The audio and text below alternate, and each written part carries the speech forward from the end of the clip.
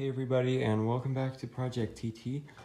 I'm just going to do a quick little update video from the last one. If you watched that one, you would know that I popped a tire, and I also locked my keys in the car, so was not having the best day. But long story short, I did end up getting all 4 of the tires replaced. This is the one that popped. And I was planning on just getting that one replaced. I thought it might work out because the previous tires only had about 4,000 miles on them, so not too much wear off of the tread.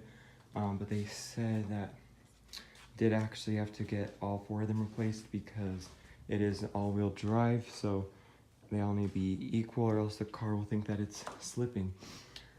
So it was pretty expensive. I was trying to get the tires, the exact same ones I had before, but they didn't end up having those in stock. I made an appointment and everything a couple of days in advance, but they said basically their online appointment thing wasn't working, so they couldn't like order the tires or anything. So I ended up having to just get what they had in stock. These were pretty much the only ones that were the same size, and they're Aspen Touring tires. I've never actually heard of that brand, but hopefully it's a good one. They were about $50 cheaper than these ones. These are Dunlop Signature HP. So yeah, hopefully they hold up pretty well.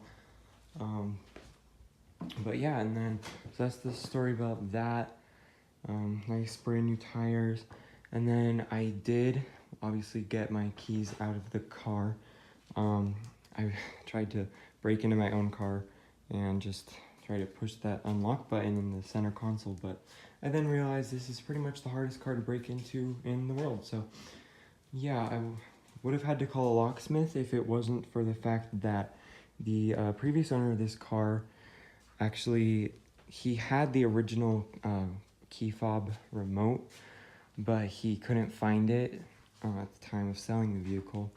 So I basically just kept asking him about it, and he eventually did find it right around the time when I locked them in the car, because I was asking him when those tires were replaced, if it was within the last year, which I thought it was, but it wasn't, because if they were replaced in the last year, they were eligible for free replacement.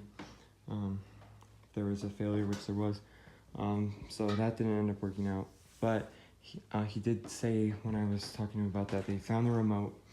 So I went and picked it up, and that's how I obviously got the keys out of the car. So here is the original remote, or at least I think it's the original. It wasn't programmed at the time when I received it, probably just because it hasn't been used in so long, or also because I programmed another remote that I got on eBay, so it kicked the other one out. But I did just have to obviously use the old-fashioned method and retrieve my keys. And then I reprogrammed both of them, so now they both work and all that. However, neither of them will start the engine because of the immobilizer chip. So it's another $75 to get that reprogrammed. So that's why I don't think this is the original. It might be, but I don't know. So it's either $75, get it reprogrammed at the dealer, or you can do it with a software that's $199. So I guess if you're wanting to reprogram 2 or more than 2 keys, better deal to do it with the software, which I'm planning on, because I'm going to do at least 3. This is the only key I have that actually starts the engine. I had another one, but I lost it, so probably need to find that. And yeah, that is pretty much it for this little update. Got new tires, got my keys out of the car. Also, I did take off this little, I don't know what you call this, but the luggage, or the little shelf that goes in the trunk there, because it just rattles so much when you're driving, and I couldn't figure out what that rattle was for the longest time. Then I realized it was the shelf. Don't know how I didn't realize that sooner. So yeah, I don't really need it. There is ways to fix it so it doesn't rattle anymore, but for now I don't really think I need it. So it's a lot less annoying to drive now, and it doesn't have that rattle. So thank you for watching this update video. Hope you did enjoy, and I've got a pretty exciting video planned for next time. So stay tuned for that, and obviously subscribe and like and all that fun stuff. And we'll see you guys next time.